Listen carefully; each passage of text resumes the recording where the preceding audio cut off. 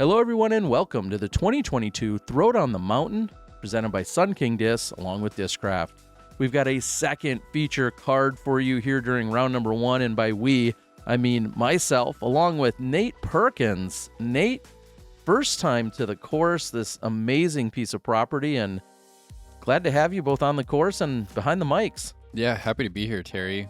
We're here at the Grand Canyon Disc Golf Course. We're about 40 miles north of Tampa Bay and about 40 miles east of the Gulf of Mexico.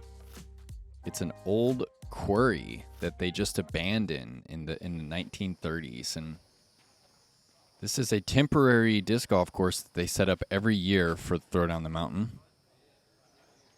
It is a beautiful piece of property to play disc golf on. Well, that's Florida's own Cole Wehrheim getting things started off. Good-looking drive, and of course, good buddy and Florida superstar and all-around international superstar Kelvin Heimburg second to tee. Yeah, he's actually discing up to a Draco here. And looks like that Draco is going to work out just fine. Aaron Doyle, also Florida native. Is that correct? I know he spent some time in Florida and Georgia. I've seen him around a number of years. I know his dad's #1 viewer here watching the action, which is awesome. Oh, cool. And I often find myself filming Aaron, and he's undergone a little weight loss, which he's been public about, and getting himself ready to go for golf. I love to see it. So this is a new player for me, Trevor Murphy. I believe he's sponsored by Sun King. Trevor comes to us out of Hudson, Florida, which is just down the road. Rated 988 coming into this event.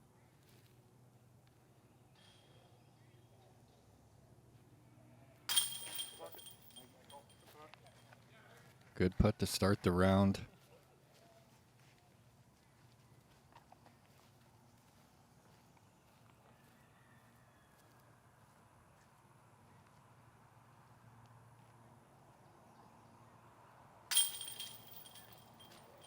Oh, straight arm pitch putt. I really like that from Aaron. A lot of players are kind of opting for that pitch putt. Oh, and Trevor also with a very good looking pitch from that distance. Kind of reminds me of Nicolas Antila's putt that he's been rocking from 25 and in lately. We head over to hole number 2, one of the par 4s we'll find out here. Yeah, we've got a pretty small gap off the tee. You want to see your disc hyzer around the corner. 2 straight and you pinch your angle off, and then we have a very, very tight green. Tough one to access.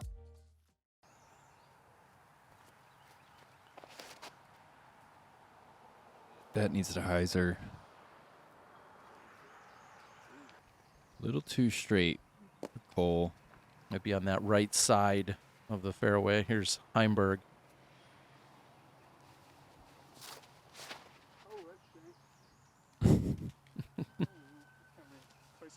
And if we weren't clear, yes, Aaron, in fact, does come in from Jacksonville, Florida. Also punching it right through the gap here. That'll work out just fine. Yeah, good looking swing from Trevor. Oh. Yeah, he pushed 2 straight, essentially, and that's going to push him up on the right side of the fairway. So now he's looking at a huge turnover. Oh, no, that sawgrass is not fun at all. It is all over this course, and it's not OB ever, but sometimes it might as well be. Yeah, it doesn't feel good, and it restricts every bit of your throw and stance. And it hurts a lot. And this is casual water that Aaron has found. Every year they actually mark this area. Seems to be the low point on this particular fairway, and if there's anything in there, mud or water, they mark it as casual. Aaron trying to go way out and around to access that green up on the high right side. And Calvin not loving life over here. Oh, what a shot. Well, that'll work. And it's going to be a working man's par if he can connect for the 4.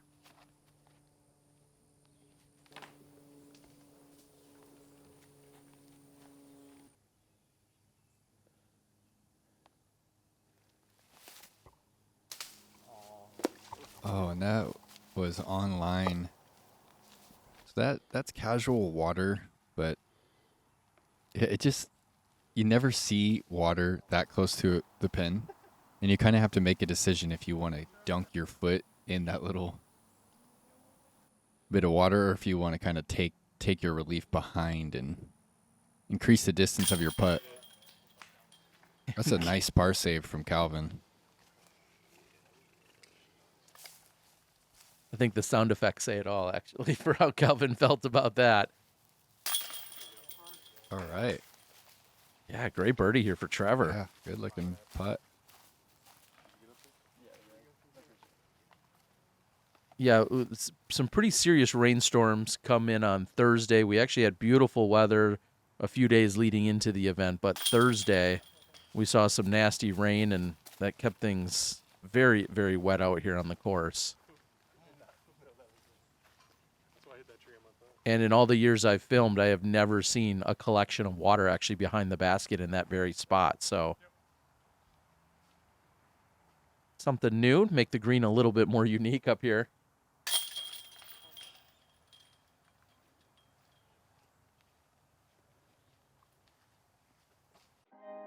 Of course, thank you to Discraft for making all the coverage and the support of this event possible.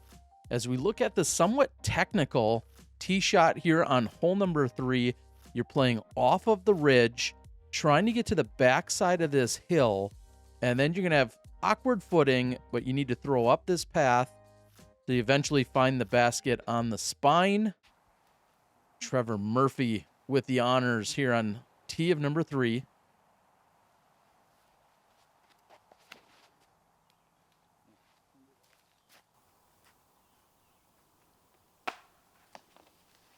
That is just a little bit too inside. It really pinches that angle off, makes it hard to score.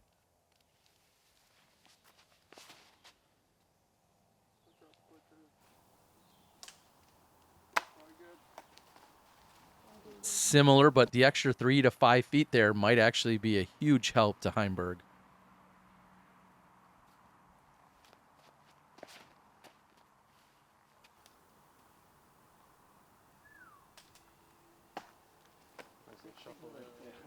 Just a bit too straight, but he might have a look.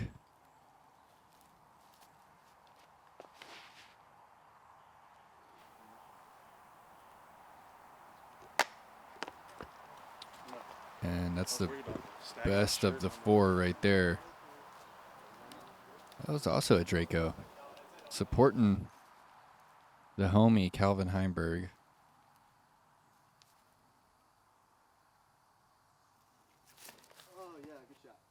Yeah, what an awkward stance. You see Aaron struggling with it. You're throwing uphill. Your footing's a little bit goofy due to the rocks that probably are a little bit slick. And then you're just trying to have the right swing motion to not put too much or too little on it. Trevor is up onto the second tier now. Calvin probably thinking about his follow-through there, making sure he doesn't smack the tree, but that was perfect. Yeah, that was a really good shot. It's tough to get that one right from such a tough angle down and on the left side. How much of it is a forehand an advantage there that we just saw by Cole, where he's not necessarily relying on his footwork, but just doing it all with his arm? Yeah, I mean, you said it. Big advantage for sure. And that was a really big mistake by Aaron to hyzer that forehand out.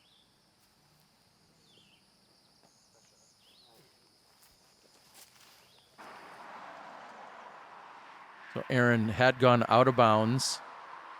You do get a full 2 meters. Typical OB rules would say you get 1 meter. However, here at this event, they've marked that it's 2 meters that you can take up to from the barbed wire fencing.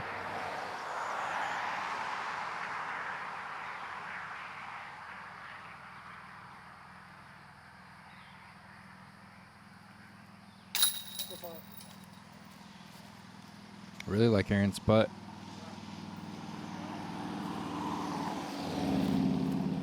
Really cool to hear his weight loss story that you were mentioning. Yeah, and I want to just throw it out there. He just felt as if he was a few pounds overweight. He certainly didn't have to undergo any major transition, as I'd love to someday. But he just he's trimmed up a little bit, and he's out playing more golf. He's got a daughter, and I know he's really taken to I'm it. Garrett Girthy. People know me as Double G. I've been making Double G craft jerky since I was 16 years old. And while Kona and I are driving, don't have time to stop and eat, so I always have her grab me a small bag of Double G jerky. You got smash cracked pepper on Tuesday. Wednesday you got the garlic. Late in the round, hole 14, you might need a little pick-me-up. Pull out some Double G jerky. Grab the big bag because you're gonna have to share. You can find Double G craft jerky at doublegjerky.com. I'll be giving some of that away, but first we have to attack hole 4. How are they going to do it? It's the hardest par 3 on the property, 406 feet, pretty much dead straight, low ceiling the whole way. You have an early gap, a middle gap here with this oak tree, and then kind of a protected green. They've moved it back and up the hill. It kind of sets up, couldn't really set up better for anyone than it does for Calvin with his low ceiling capabilities.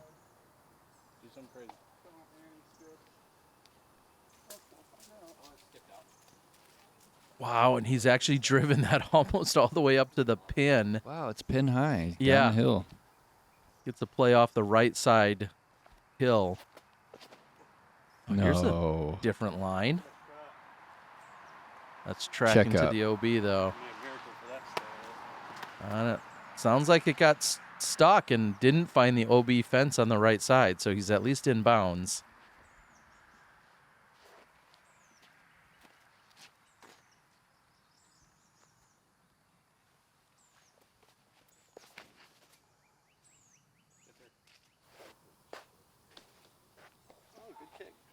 I was thinking the same. That's actually a really good kick rather than leaking off to the left side fairway.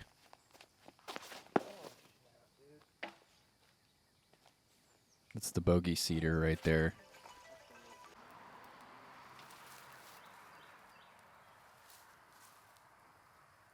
Trees a little different here in Florida than they are in Texas, as Aaron's trying to fight himself out of that sawgrass that we were talking about, and maybe even worse, he's still in summer behind it. Yeah, some rough you can kind of power the disc through. This sawgrass, it kills any speed that the disc has. And you take a look at the uphill pin placement. So difficult to attack off the tee, and not necessarily easy to get to on the approach either. No, that hillside is really muddy and kind of limits the potential for a skip.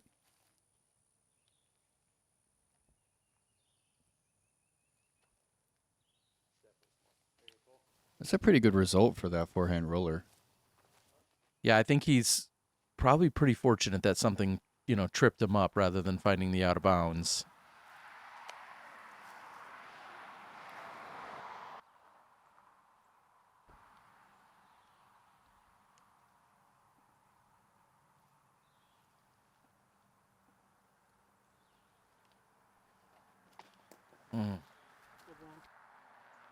I really like Aaron's putt, though. It's not very often that you see someone taking their wrist and their elbow out of the putt. He's got that real straight arm. And, if you can get that dialed, it really limits the variance in your putt. I'm thinking of kind of a pendulum. Mm-hmm. Are you referencing maybe almost like a Nico style when he's going with that kind of Yeah, lofty like pitch? 2010 Nico, Yeah.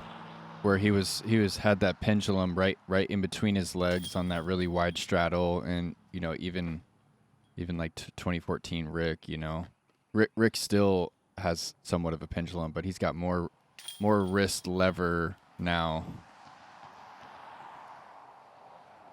And then Rick's being a special case. He can go from, push to spin to smush or whatever. I mean, he could give you 6 different putting styles in one round if he needs to. Now we head over to the blind hole 5. Blind par 3, 375, but you're teeing off downhill. You really need this one to finish hard left more than you need it to travel straight. We'll see some players go really overstable, and then we'll see some players kind of go a little straighter and kind of get it to glide back to the left.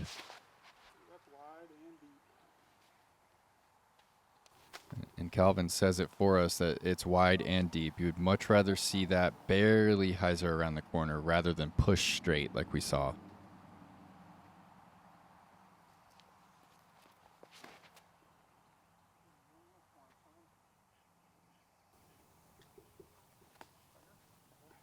Perfect. Very nice. Really exactly what you're looking to do. Not too much to find that deep tree, but also enough to get around the corner, and I love that shot by Trevor.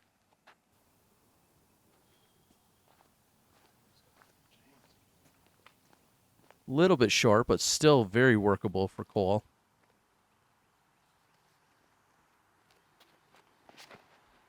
If Aaron can bounce back.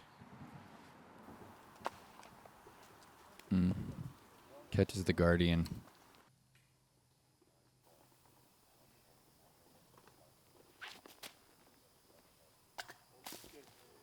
Oh, gives it a good bid from 55.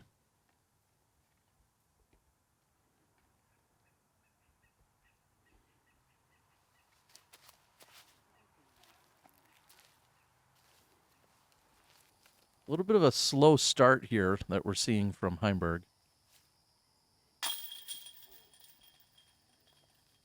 That was a solid look. Just kind of pull into the right and just didn't want to stay.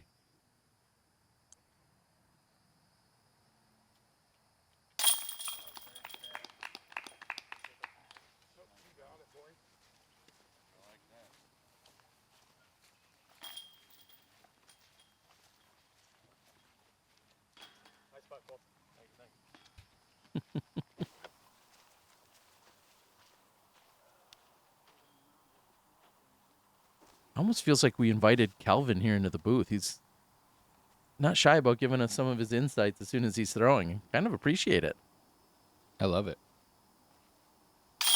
I think everyone would prefer that, honestly. If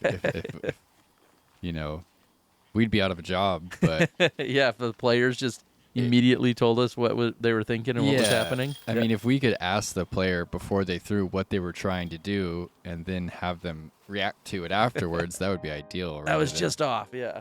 Rather than us kind of Speculating. Exactly. Hole 6 is sticking with the theme of these kind of blind hyzers. It's a tricky tee shot to gauge. You're teeing off downhill.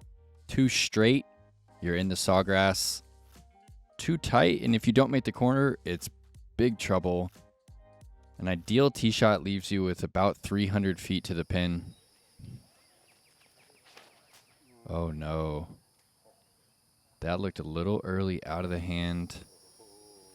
Okay, he still made the corner. Not in the best position, but... Well, rewind a couple years ago, and that would have been terrible. You see that there was a ton of sawgrass that's been cut out. That used to be jail, and so the fact that he can not only find it, but may have a throw from there is a testament to this whole kind of evolving throughout the years. That's huge. Little bell that was in the corner of your screen there, and to get past that means you've done some work.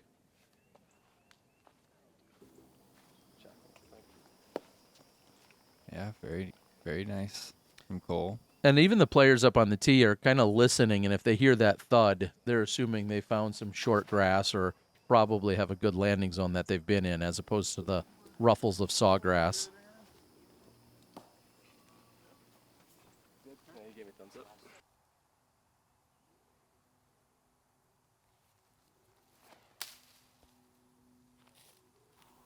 Ooh, still flying. That's circle one. Yeah, Nice that is shot. a great shot up on the platform.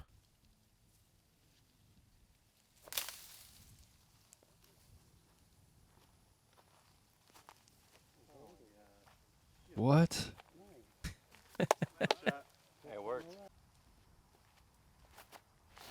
Love the creativity. Yeah.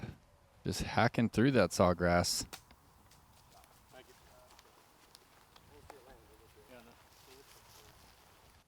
Also in great position for Cole to pick up the birdie, and you just couldn't dream up a better tee shot than where he is right now. Yeah, most of the time you're throwing a blind approach. And that's Calvin's Toro, his brand new approach disc from Innova.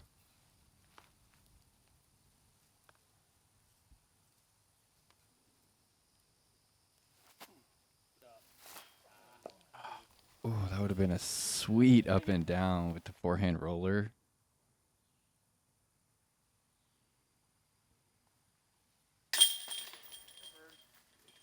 Like that, Aaron converts.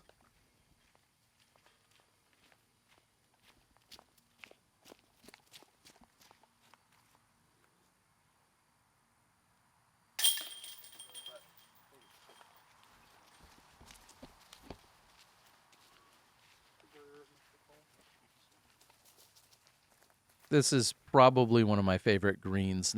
Maybe just because I know you can be so aggressive when you're throwing your approach, but just such a natural spot for a green to be. I love it. You're going to make a little walk up a hill. Hole number 7.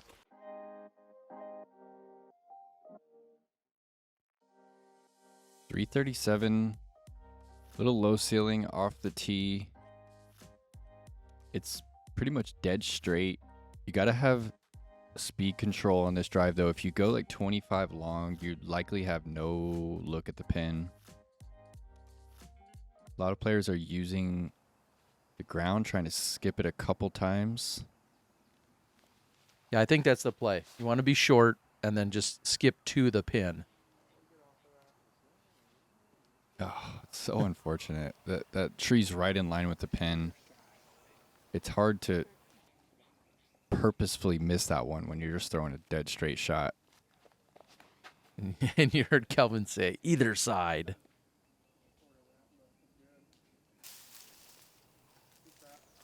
Ooh. Sits down, high left side. That gives him... He's Oh, close. okay. That's closer than I even realized. I Me thought he was too. going to be short. Nice drive by Cole.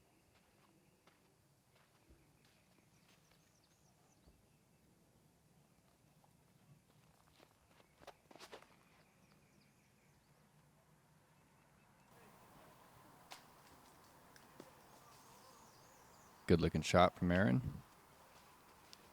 Circle 1.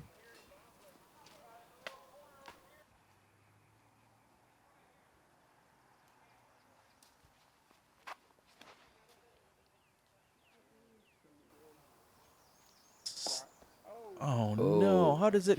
And then it hits that tree, which was a good one in that case, but what are the odds? Calvin niced that one simultaneous with the tree hit. Oh, what a pretty putt. Doesn't matter. Trevor's like, I got this. That was in the whole way. Beautiful birdie there by Trevor. Looks like maybe just one step outside the circle.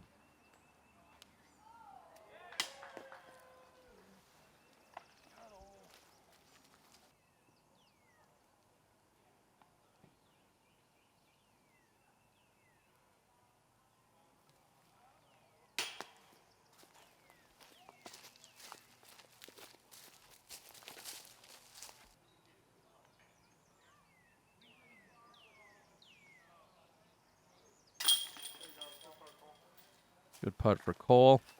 Awkward little stance that he had to take there. Yeah, it feels like so many of the putts anywhere near this green can get awkward. But he capitalizes. And pair of birdies on the card.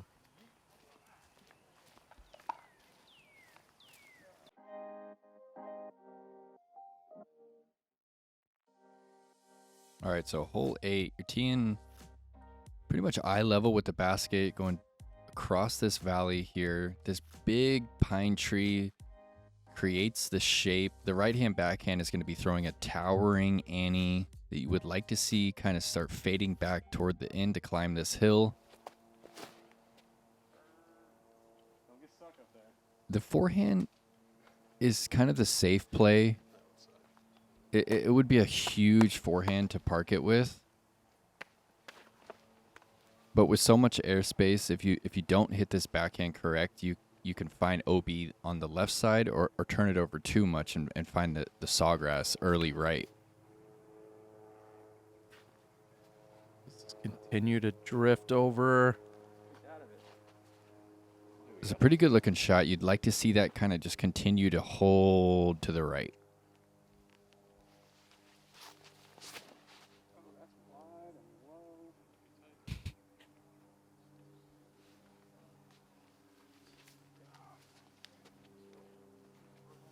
Well, if it ever comes to rest, that is a hand-me-down. Paul Macbeth gave that Thunderbird to Calvin Oh, a cool. couple years ago. A little slip on the tee by Aaron. Does it punish him? Doesn't look like it. Oh, and that pine just killed his flight. Good line on it, though. Yeah.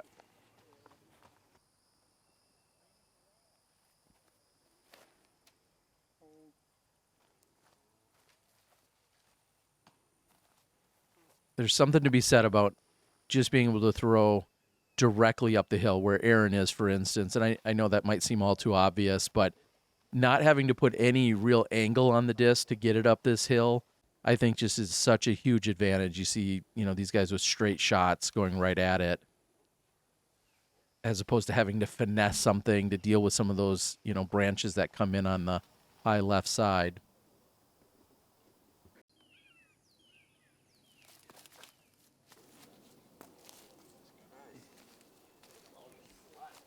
A little bit of slippage here. Oh, this is such a tough spot to get any traction.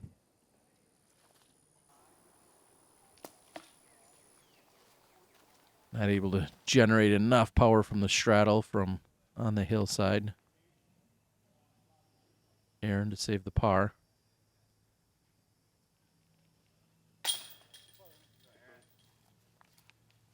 That'll work. You're not really mad with a par here. A birdie definitely is a bonus, but if you walk away with the 3, you're not really losing strokes to the field. It's a premier birdie for sure. To card a 2 on this one, you have to hit the perfect shot.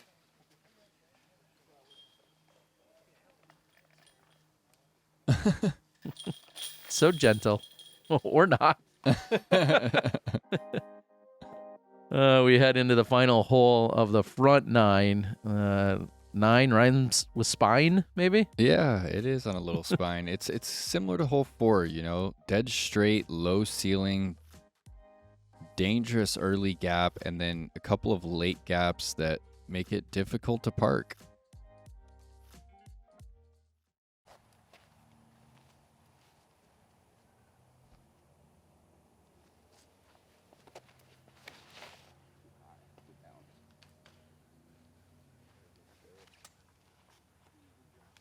So easy to get caught up. There's so many things to get caught up on with this hole, and a kick can be very treacherous if it goes left or right. That is so pretty. Wow.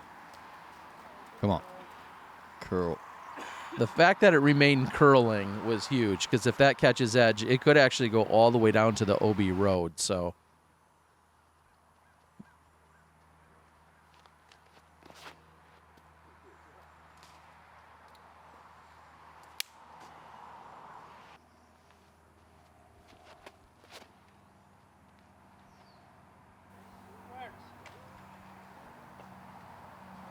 Yeah, that worked out great. I was just going to say, you're not mad with that result. It wasn't perfectly clean, but you are not mad with a birdie look here.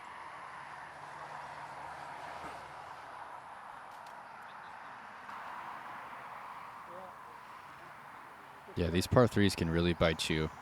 If you don't make the early gap, a par is pretty special. Oh, no, sit.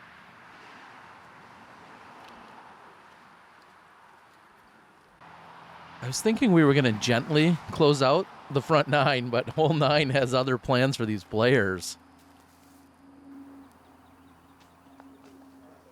Just chewing them up.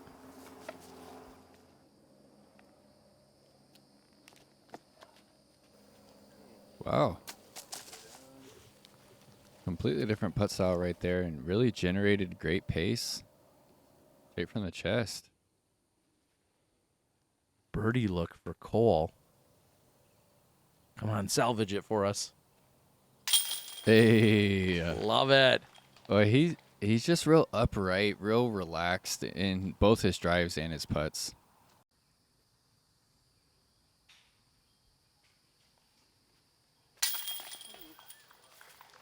Okay. He kind of was like, a little high, but I'll take it. And speaking of taking things, we're going to wrap it up here on the front 9. I got to thank you, Nate. How can they support and follow you? yeah, you can follow me at Perks of Disc Golf on Instagram, and I fired up my YouTube channel, also Perks of Disc Golf. We're filming some practice rounds and some how-to videos. Love it. Well, make sure you go out and like, share, subscribe to both the channels. And you could win yourself some jerky and some giveaways. Make sure that you're checking all of that out right here on the Disc Golf Guy channel. Put a comment in there. Win some jerky. It's that easy, folks. We'll see you for the back 9 of the second feature card of round 1.